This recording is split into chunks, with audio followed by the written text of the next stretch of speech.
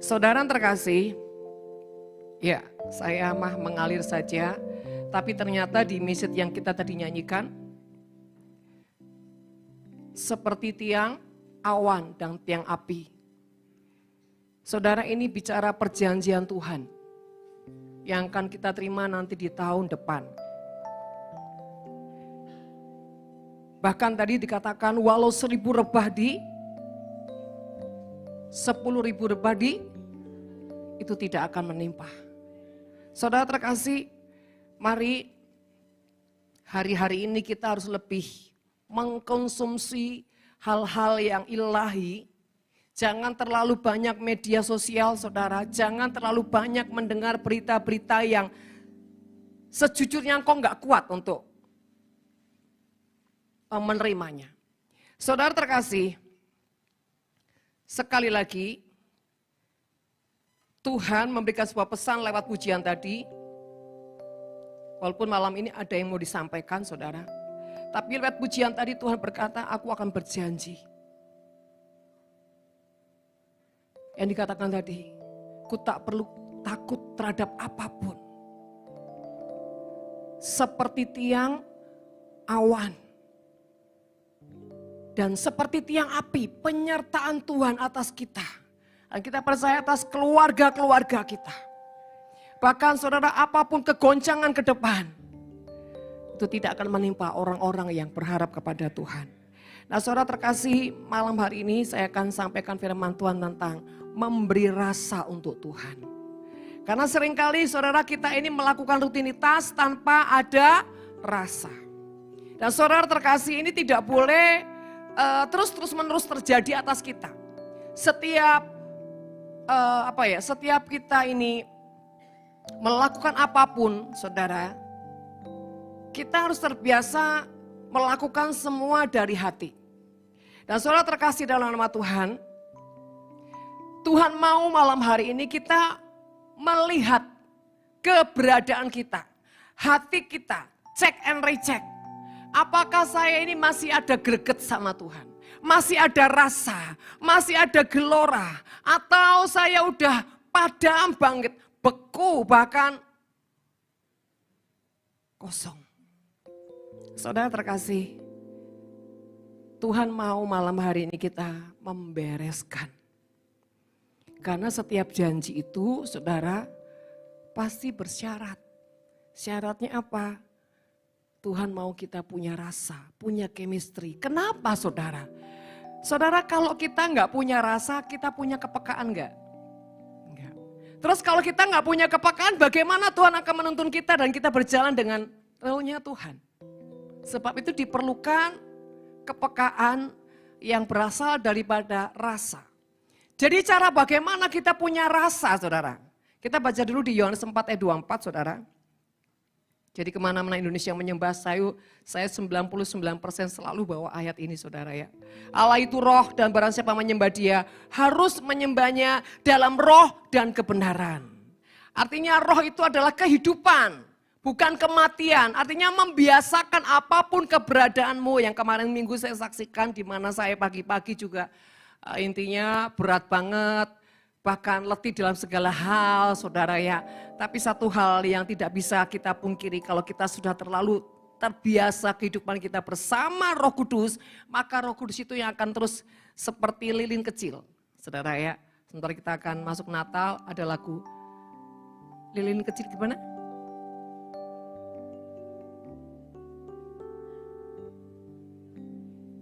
Ya udahlah, itulah pokoknya. Artinya gini saudara. Kenapa dikatakan seperti lilin kecil? Roh Kudus itu gini saudara, sifat daripada Roh Kudus ketika engkau tidak aktifkan, dia itu seperti lilin kecil, kecil banget. Tapi kalau engkau mengaktifkannya tapi jiwamu letih dan segalanya saudara ya, sekecil-kecilnya dia saudara ya, itu tetap menyala. Kenapa? Yang buat nyala adalah hati kita. Mengerti saudara? Ya. Jadi saudara kasih, kalau hati kita tidak punya kehidupan dengan Roh Kudus, dia nyalanya kecil banget. Seperti kalau kita lihat bintang di atas, kecil.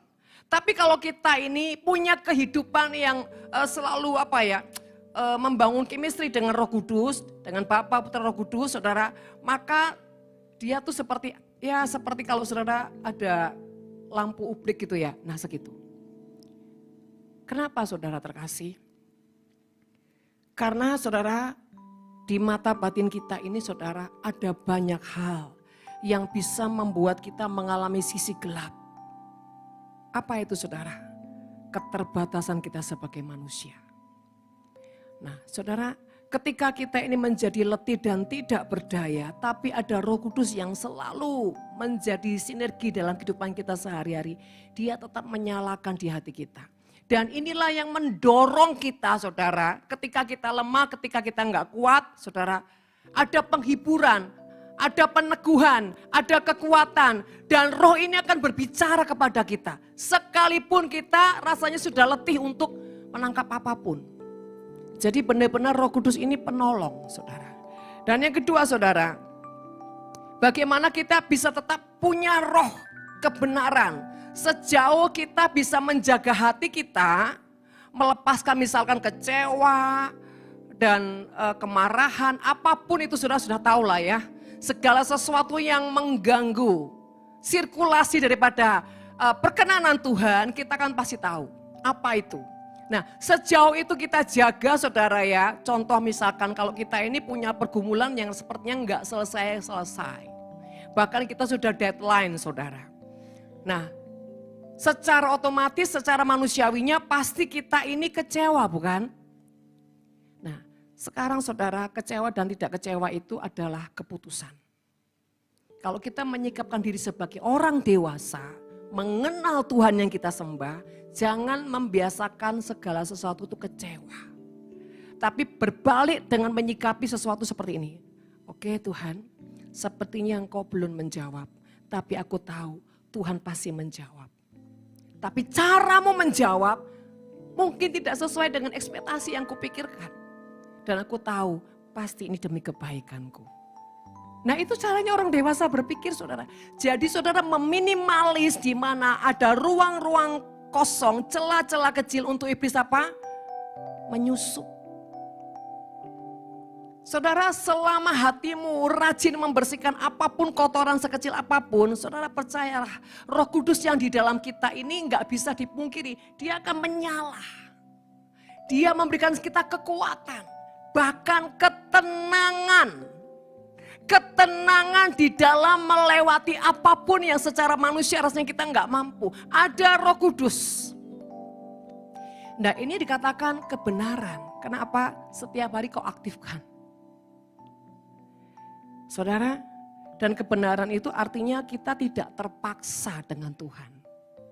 Yuk belajar segala sesuatu itu ikhlas, dewasa, dan belajar gini ya, bagaimana kita ini jadi orang yang tidak terpaksa. Saudara, hati ini butuh cara berpikir yang benar. Ya Pak ya, kalau hatimu saudara lagi nggak rela, pikiranmu harus mendukung. Harus apa? Mengontrol. Enggak lah, percaya. Kamu enggak usah kecewa. Di balik ini Tuhan punya sesuatu. Ayo ikhlaskan. Maka ketika pemikiranmu itu kau menangkap dari hatimu, maka akan terjadi sebuah kelepasan, kelegaan. Makanya saudara antara pikiran dan hati ini harus bekerja sama. Dan mulut ini yang mengklaim. Makanya jaga mulut kita. Jadi ini pusat yang menentukan itu nanti mulut kita. Iya atau tidak, baik atau tidak. Nah saudara terkasih, saya mau begini ya. Saya merindukan setiap saudara ini punya gaya hidup yang setiap hari itu berjalan sama Roh Kudus. Setiap hari harus punya pengalaman. Dan itu butuh apa saudara? Keputusan. Memang gini, gimana Bu kita caranya? Ngobrol dengan yang kita enggak lihat. Tapi kok bisa rasa itu? Kok enggak bisa lihat tapi kok bisa rasa efeknya? Dan itu perlu pembiasaan. Contoh aja misalkan, saya sama seseorang yang kenal-kenal tapi saya enggak terbiasa ngobrol. Begitu di dekat saya bisa ngobrol enak enggak? Tetap enggak enak. Roh Kudus juga begitu saudara, perlu pembiasaan. Kita ngobrol, apapun daripada kita tuh mengeluh, ya nyerepet yang gak penting, lebih baik kita tanya sama Roh Kudus. Roh Kudus, atau mungkin bukan mengeluh ya, curhatnya sama Roh Kudus. Roh Kudus, saya ini capek banget, udah gak tahu ini Roh Kudus. Ya, kalaupun mentok-mentok, Tuhan, kalau kau gak tolong saya udah gak tahu loh Tuhan mau buat apa. Saya bisa mati Tuhan. Saudara, lebih baik ngomong apapun sama Tuhan. Karena apa? Ketika engkau menyalurkan apapun isi hatimu dengan Tuhan, Tuhan yang akan bertanggung jawab. Nah, saudara yang kedua, karena gini, kita itu butuh seperti Roma 12 ya. Butuh pembaharuan budi, artinya cara berpikir kita harus diperbaharui. Ini penting sekali saudara. Kalau kita tidak melatih untuk memperbaharui cara berpikir kita, terus kekanakan dan terus kekanak-kanakan saudara, ketika kita tidak dewasa, maka itu akan banyak mempengaruhi sikap hati. Karena hati ini saudara ya, gak bisa ditebak. Dan hati ini terlalu dalam. Nah, jalan satu-satunya bisa membantu untuk mengontrol adalah pikiran. Ketika kita terbiasa, segala sesuatu kita konekkan antara hati dan pikiran, itu kerjasama. Maka saya percaya saudara akan bisa menjadi orang yang terkontrol dalam hal apapun. Bahkan ketika yang paling tidak enak, tiba-tiba timbul di hati kita, entah itu ketakutan, kekhawatiran, sehingga menimbulkan kadang-kadang itu emosi. Betul nggak saudara? Kalau orang itu dikuasai ketakutan dan kekhawatiran, orangnya gampang emosi. Nah di sini yang harus terus berbicara, pikiran. Stop ya, kontrol hatimu. Demikian juga kalau pikiran kita sudah mulai belarah saudara. Hati juga harus mengontrol. Pikiranku ini mulai kemana? Sadarkan. Saudara, ini namanya kehidupan di jiwa, di roh yang bisa bersinergi dengan Roh Kudus. Nah, tubuh ini semua cuma mengikuti, tapi jiwa dan roh ini saudara yang menentukan interaktifnya kita dengan Tuhan. Dan saudara, kembali lagi, memiliki rasa. Kita harus terbiasa melakukan segala sesuatu dari hati kita yang jujur. Yang kedua, tidak ada keterpaksaan, tidak ada manipulasi. Biasakan, paksakan dirimu terbiasa melakukan segala sesuatu itu dengan sikap yang benar. Nah kalau ini dilakukan terus-menerus, nah secara otomatis saudara, ketika kau menyembah Tuhan pun itu isinya pasti roh dan kebenaran. Ya, saudara yang kedua adalah 1 Samuel 12 ayat 24. Hanya takutlah akan Tuhan dan setialah beribadah kepadanya dengan segenap hatimu. Takut akan Tuhan dan setialah beribadah. Saudara banyak orang mencintai Tuhan, wah pokoknya dia rela lakukan apapun. Tapi menjaga hati takut akan Tuhan itu bahkan seringkali hampir-hampir tidak dimiliki orang. Kenapa saudara? Orang yang takut akan Tuhan pasti dia menjauhi kejahatan. Buktinya apa? Orang mencintai Tuhan tapi nggak takut akan Tuhan. Dia rela kok korban. Bahkan berkorban apapun yang menurut dia rasanya besar. Atau gini, tenaga aja. Sibuk. Pelayanan gereja apapun bahkan nolong orang bro, sibuk pokoknya. Dia rela.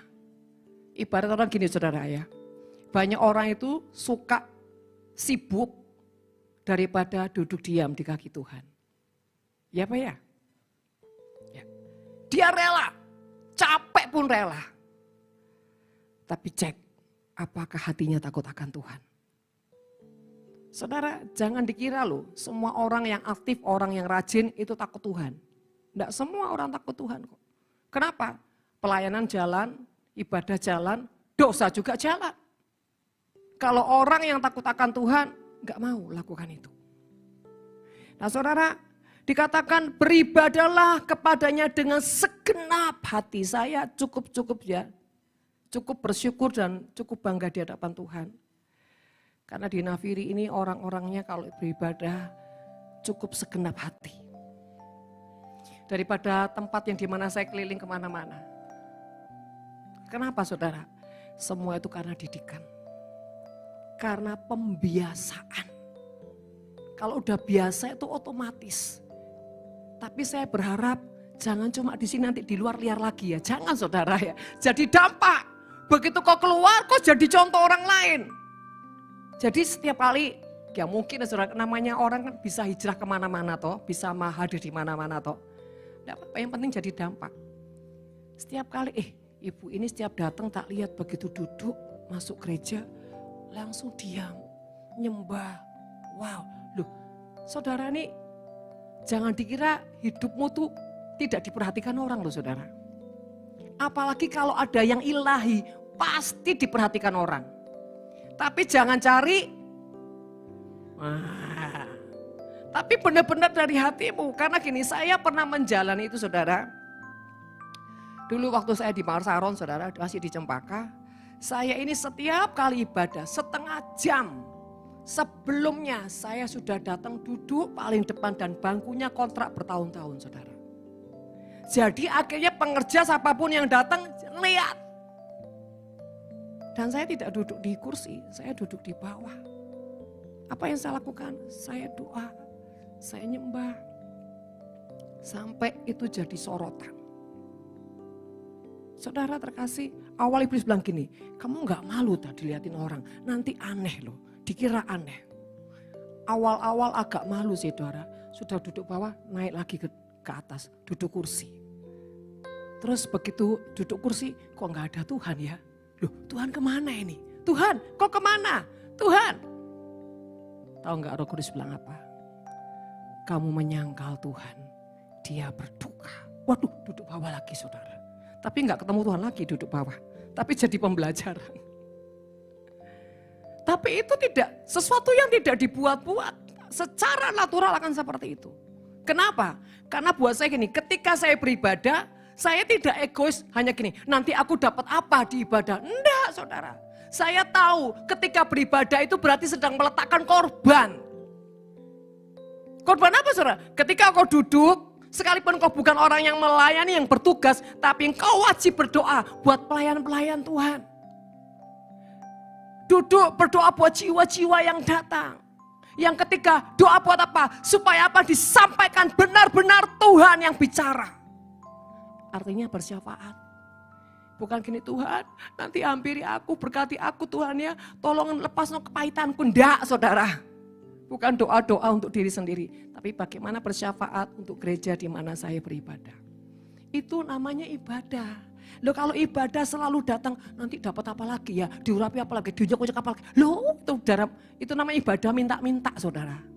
Ya, ibadah itu datang memberi, meletakkan korban di mezbah. Nah saudara terkasih, sampai ujungnya saudara ya, beberapa orang datang dan bilang gini, kamu gak mau pelayanan non? Saya diem saja saudara. Sampai ujungnya saya ini ditawari audisi dan bla bla bla saudara. Tapi Tuhan sudah bilang, nanti kalau kamu audisi cuma menang di awal-awal saja. Begitu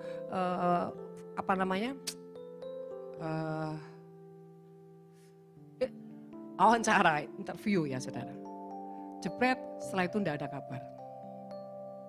Kenapa? Tuhan sudah tahu, Tuhan sudah bilang sama saya. Ya buat saya gini, Tuhan masa di sini nggak lakukan sesuatu. Istilahnya orang cuma makan tok, nggak kerja. Nah, tapi gini loh, pikiran kita. Tapi Tuhan mau yang lain. Itu contoh. Jadi kesimpulannya gini saudara, kesimpulannya. Ketika engkau menjadi sesuatu yang berbeda di antara semua orang, tetapi perbedaanmu itu kemuliaan Tuhan, berarti engkau sudah menjadi orang yang habitnya seperti itu. Tapi ketika tempat lain kau berubah, berarti kau belum jadi habit. Kehidupannya ilahi itu harus sampai menjadi habit, saudara. Menjadi kehidupan yang secara otomatis dan tidak dibuat-buat. Ya, itulah saudara, dengan segenap hati. Sebab ketahuilah betapa besarnya hal-hal yang dilakukannya di antara kamu. Artinya gini, ketika kita menjadi orang yang memprioritaskan apapun melakukannya untuk Tuhan, maka di luar yang kita tidak mengerti, kita tidak sadar, Tuhan sedang apa? Merombak semua di dalam kehidupan kita. Dan Dia apa? Memperbaharui kita. Itu caranya Tuhan. Istilahnya gini, kamu tabur, kamu tuai. Kamu tabur sesuatu untuk Tuhan, nanti Tuhan mengolah kehidupanmu, merombak semua yang di dalammu, dijadikannya baru. Nah, saudara terkasih, percayalah tahun depan, janji Tuhan adalah kasih setia Tuhan akan menyertai kita, menjagai kita, melindungi kita, memberkati kita, bahkan mengangkat kehidupan kita. Tapi satu hal yang Tuhan katakan tadi, menjadi orang yang selalu punya kehidupan, menyembah Tuhan di dalam roh dan kebenaran. Lakukan segala sesuatu dari hatimu yang tulus karena roh Tuhan, dan tidak ada keterpaksaan, tidak ada apapun yang membuat engkau kehilangan Tuhan. Artinya segala sesuatu kau lakukan dengan murni dan jujur yang berkenan kepada Tuhan. Jadikan itu habit. Yang kedua, jadilah orang yang beribadah kepada Tuhan dengan hati yang takut akan Tuhan. Kalau kau takut akan Tuhan, begitu kau mau ibadah, engkau tidak bermain-main saudara. Ketika ada sesuatu kau membereskan terlebih dahulu, kau tidak membawa kotoran, tidak membawa kemarahan, bahkan tidak membawa sesuatu yang something di hadirat Tuhan. Setiap kali kau datang dalam hadirat Tuhan, engkau selalu sudah membereskan hatimu. Ingat saudara, saya selalu katakan hati ini tempat ruang maha kudusnya Tuhan. Tapi saudara, manusia ini punya keputusan, mau menjadi tempat halamannya Tuhan, mau jadi tempat ruang kudusnya, ruang maha kudusnya Tuhan, tempat mahliganya Tuhan, punya keputusan dan pilihan. Saudara terkasih, itu bisa dilihat bagaimana, dia lihat kehidupanmu setiap hari dengan Tuhan seperti apa. Ya. Dan saudara terkasih, percayalah dikatakan betapa besarnya hal-hal yang dilakukannya di antara kamu. Ini bicara kemuliaan demi kemuliaan akan Tuhan berikan kepada orang-orang yang selalu segenap hati dalam ibadahnya. Setia. Beberapa hari ini kan sedang cek absen ya saudara. Selalu cek saudara nanti, karena kita selalu mau lihat ya reportnya. Orang-orang yang setia dan bla bla bla bla. Ya. Terus Teresa bilang begini, Mami ini orang yang musiman kadang datang kadang gak datang ya. Muncul timbul muncul tenggelam gitu ya. Gimana ini? Ya sudah, Tuhan bilang itu abaikan. Nah, saudara terkasih, disitulah Roh Kudus bilang begini. Untuk menjadi orang yang setia itu selalu membayar harganya. Harga apa saudara? Kejenuhan. Ya Pak ya? Iya. Orang setia itu pasti melewati kejenuhan. Karena apa? Dia harus tekun. Enak, enggak enak, suka, enggak suka. Dia harus apa? Tekun. Tapi Tuhan berkata gini Roh Kudus. Tapi dari kejenuhan itulah Tuhan melihat sikap hati. Dari kejenuhan itulah sebetulnya kedewasaannya dibentuk saudara. Dan sebetulnya apapun itu saudara, Tuhan memperhitungkan. Nah, alangkah lebih bagusnya lagi kalau ketekunan tadi disertai dengan rasa. Kan enggak enak toh kalau misalkan saya jalan sama Kristanti diem-dieman. Terus saya memberi sesuatu pura-pura tak tawari makan. Mau Tatan? Dalam hatiku muka-muka gak mau ya ben aku irit ya. Kan ya enggak enak toh saudara. Terus memberikan, Tan ini Tan kita makan sama-sama ya gitu. Enggak sih, kebanyakan dia yang beliin saya saudara. Terus misalkan saya cuma basa-basi. Terus dalam hati, wis tak kasih, wis mau makan ya wis, enggak mau makan ya wis. Hambar. Enak enggak saudara? Enggak enak. Saya itu enggak suka ya, sebuah hubungan itu enggak ada rasa. Saya paling enggak suka. Nanti ujungnya jadi munafik. Betul lah saudara? palsu. Semua yang tidak ada rasa itu palsu, saudara. Jadi bagaimana ada rasa oleh orang yang boncek, no, Bu? Iso tak idek, Bu. Loh, saya tuh sering ngajarin gini ya. Kalau engkau melihat manusia yang begitu ajaib, yang menusuk-nusuk hatimu, saya bilang itu sarana membuat engkau jadi maskot ilahi. Oh, haleluya dulu dia. Jadi dia ngalamin dulu. Saudara, jangan dihindari. Itu nilai-nilai poin yang punya nilai maskot ilahi. Jadi saudara, justru lewat orang yang buwencek, kadang gatel hati saudara ya. Lihat aja udah mau jijik, iso muntah aku muntah gitu. Saya ngaku takut Tuhan dan takut Bu Winda. Itu Tuhan kasih di depanmu, bukan untuk dihindari. Lewati, jalani nak. Nanti dari proses perjalanan ini kalau reaksi hatimu itu benar-benar murni, tulus, ikhlas, lillahi ta'ala gitu katanya orang seberang saudara. Itu akan menjadikan engkau punya pengurapan. Itu luar biasa. Justru kalau engkau gak pernah ketemu ke orang yang ajaib seperti minta sama Tuhan. Kasih aku orang yang ajaib dalam hidupku Tuhan. Gitu. Oh, seperti KB. So nyingir KB mukanya tuh serentak saudara. Gitu katanya pikul salib. Saudara, itu rahasia. Kita mengalami sebuah perkenanan hati Tuhan. Dan itu rahasia kita bukan cuma diubahkan Tuhan. Ada pengurapan yang ilahi terus mendandani kehidupan kita. Sehingga dikatakan kita tuh bersinar tuh ya dari modal itu saudara. Kita tidak akan pernah bersinar kalau tidak pernah ketemu orang buwencek. Tidak akan bersinar, surem. Loh iya. Itu sarana tuh kita bersinar. Muangkel. Kok gak mati ya gitu loh. Saudara terkasih, kalau orang sampai di bun-bunanmu, percayalah. Ada sesuatu yang luar biasa yang akan Tuhan berikan dalam hidupmu. Semakin banyak orang-orang seperti ini, kau akan menjadi seperti punya hatinya Tuhan. Serius. Kalau cuma orang biasa-biasa aja, ya, enggak sewot, enggak iri hati, engkau tidak akan terdidik, engkau tidak akan terbentuk. Kau cuma jadi orang yang biasa-biasa saja. Enak biasa-biasa saja, enggak enak. Jadi mulai sekarang carilah atau mintalah sama Tuhan. Kalau cari diberi, minta di. Maka ketok pintu, dibukakan. Begitu pulang wis langsung dapat. Kerjakan itu dengan baik. Buat apa saudara? Hadiah Natal di hadapan Tuhan nanti. Iya saudara, percayalah. Justru saya seringkali ngadepin orang-orang begini. Saya tahu, oh Tuhan sedang mendandani saya supaya punya hati seperti Tuhan. Itu akan membuat engkau bersinar. Ya, nah, saudara terkasih dan tanpa sadar, karena gini loh, kau diremukkan lewat sesuatu yang menyakitkan engkau. Itu membuat engkau punya hati kasih. Pahitmu menjadi madu kemanisan.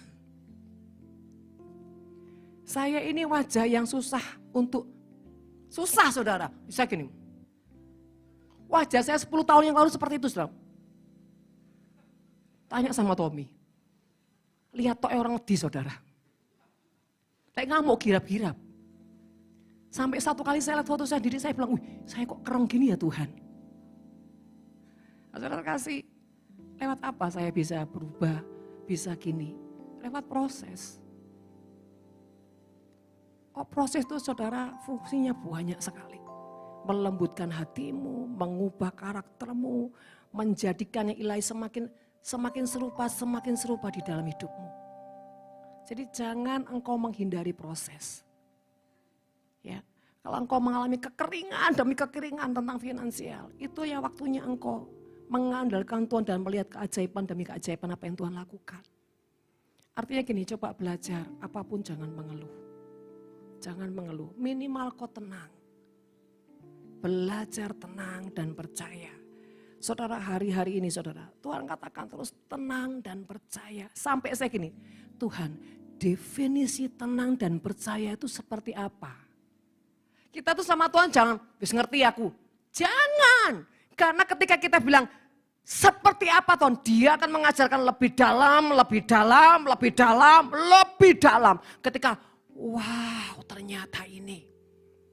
Kalau orang dunia bilang atau pada umumnya bilang ketenangan ketika ada gelombang besar itu. Kalau buat Tuhan yang sudah sangat dewasa, bukan itu ketenangan. Ketenangan di masa kau melihat sesuatu kegelapan. Tapi kau tetap tenang. Kau tidak goyah.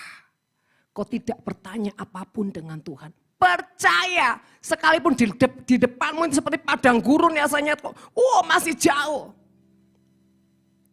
Engkau tetap bisa menyembah. Saudara itu, bahkan bukan cuma itu. Engkau ketemu Tuhan di dalam kegelapan. Kau bisa ketemu Tuhan di dalam kegelapan. Secara dunia orang bilang, waduh sengsara hidupmu. Tapi justru kau malah ketemu Tuhan. Itu loh saudara. Dan orang kalau dibawa ke fase ini saudara, dia akan dipercayakan banyak hal tentang supranatural. Kenapa? Dia selalu dibawa ke kedalaman sampai ya. Ada sesuatu yang dia dapat dari Tuhan, ngomong sama orang aja orang gak bisa ngerti saudara. Kenapa? Gak nyambung.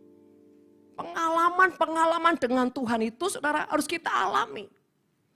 Sampai dalam kesakitan kita pun saudara ya, kita nggak ngeluh tapi justru kita ngelihat sesuatu. Misalkan gini saudara, contoh, kalau saya sakit nih, saya nggak mengeluh tapi justru waktu saya sakit saya bisa lihat apa yang buat saya sakit seperti ini nih.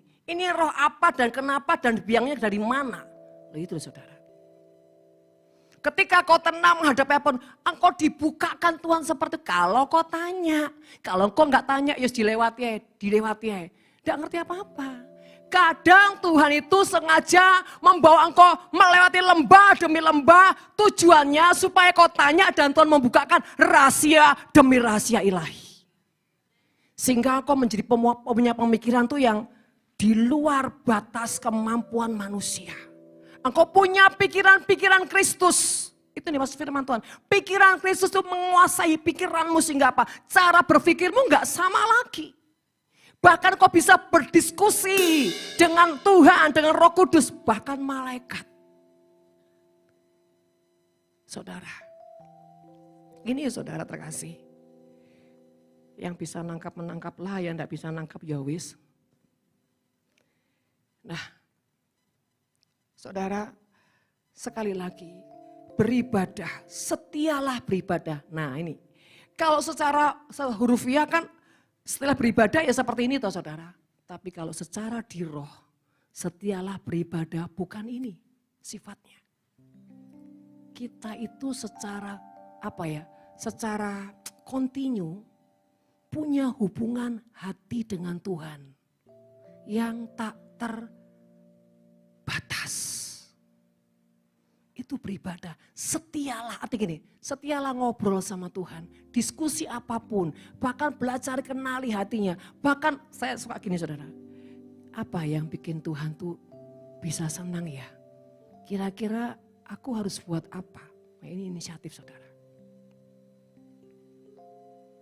Tiba-tiba nanti Tuhan kasih sesuatu. Tentunya sesuatu itu saudara sesuatu yang kalau manusia bilang itu beban. Tapi ketika kita punya ini seperti itu gak jadi beban, jadi kesukaan. Ini contoh saudara ya. 2 hari yang lalu ketika saya tanya begitu sama Tuhan, sama Roh Kudus, tiba-tiba ada beban ditaruh di hati saya. Dia bilang gini, kamu gak pengen tolong orang itu. Tiba-tiba saya ingat orang yang berapa bulan ini saya nggak pernah lagi telepon dia. Dan tiba-tiba ketika saya telepon, saudara, dia langsung ngomong, Bu, saya itu butuh ini. Oke, saya tutup teleponnya, saya doa. Saya doa bukan minta. Saudara, kalau orang-orang tertentu sesuatu tuh nggak usah minta. nyembah menyenangkan Tuhan. Dia tahu kok apa yang dimaksud di hati kita. Ketika kita nyembah sama Tuhan nih ya. Terus kita ngomong sesuatu yang Tuhan, seandainya kalau aku Tuhan percaya untuk jadi gini-gini Tuhan, wow. Ngomong nih saudara. Kalau dia tertarik, dia deal, dia buat sesuatu. Saudara kira-kira satu hari kemudian saudara. Pagi-pagi jam 5, Tuhan tuh bangunin saya. Saya kepala sakit ya. Kalau kurang tidur saya bilang Tuhan sakit kepala, dia bilang gitu. Tuhan cuma lagi nih, kamu buka handphonemu nak sebentar aja. Saudara, tiba-tiba saya buka, ada WA, saudara jam 2 pagi ternyata masuknya. Nah saudara dia bilang, saya jam 2 Bu ini WA ibu gak bisa masuk. Dia bilang apa? Bu saya ada berkat sekian, kalau ibu mau saya kirim kemana? Langsung saudara, enggak pakai lama, Roh Kudus bilang gini, itu loh, cepat. Angkanya berapa, kemarin berapa, pas. Ada seorang ibu saudara, janda tua, diusir anaknya. Dia nggak tahu mau tinggal di mana. Dan satu gang dari rumah dia itu ada seorang bapak yang nawarin rumahnya. Dan dikasih cuma separuh harga sama ibu ini. Dan ibu ini suruh cicil.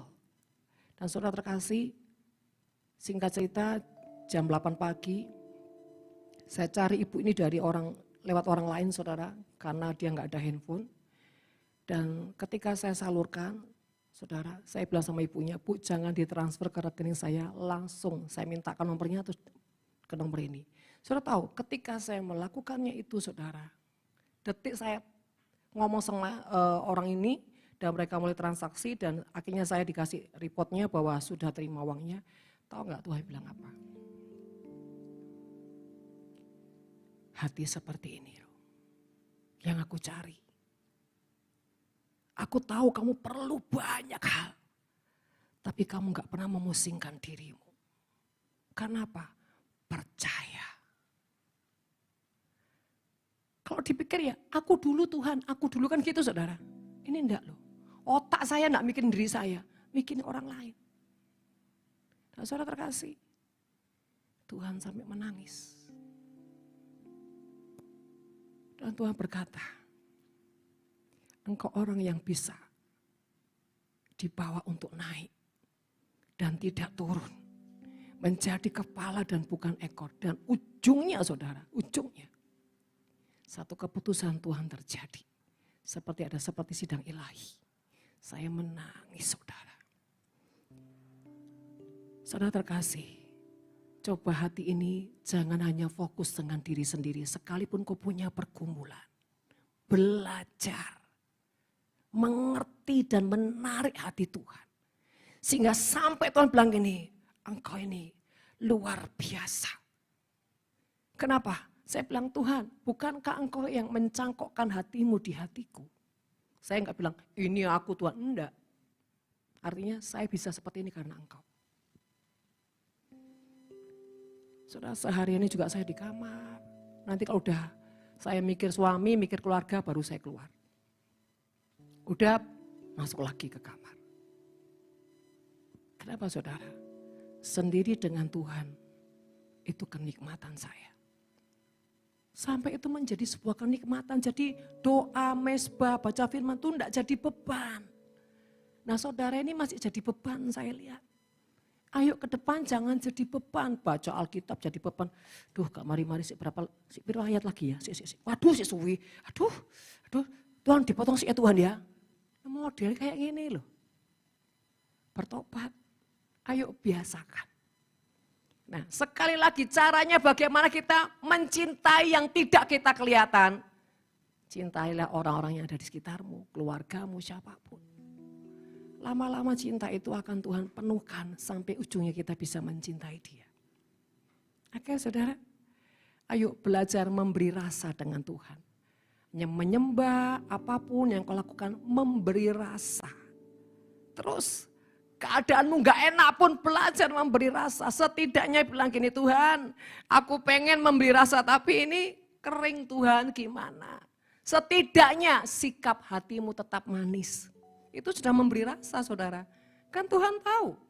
Orang Tuhan yang bawa engkau kok ke lembah demi lembah, dia tahu.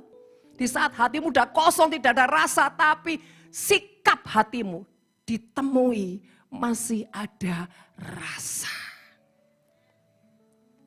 Kemarin malam saya ngobrol sama suami.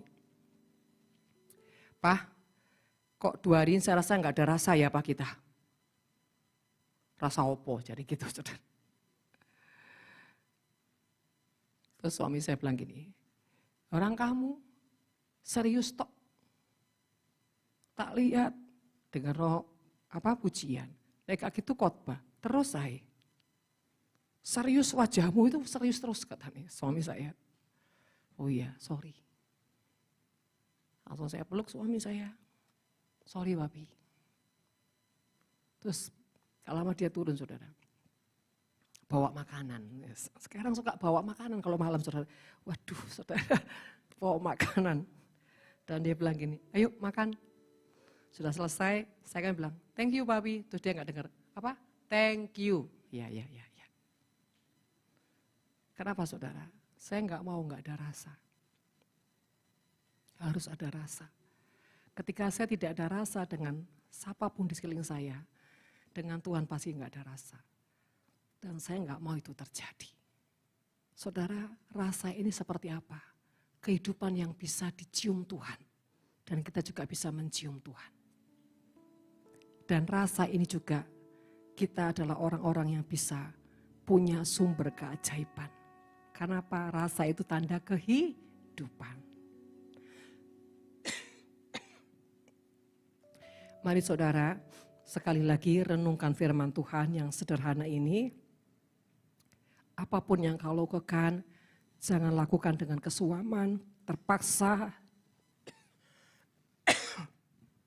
Maaf. Tapi lakukanlah dengan hati dan cinta. Saya gini saudara, 2 hari ini saya juga gak bisa tidur, batuk, hampir gak bisa tidur. Tapi begitu saya mau pelayanan itu tidak menjadi tidak akan mengganggu hati saya. Tidak akan mengganggu hati saya. Kenapa? Sekali lagi, rasa. Kedua percaya, nanti kalau ke atas kan Tuhan yang mampukan.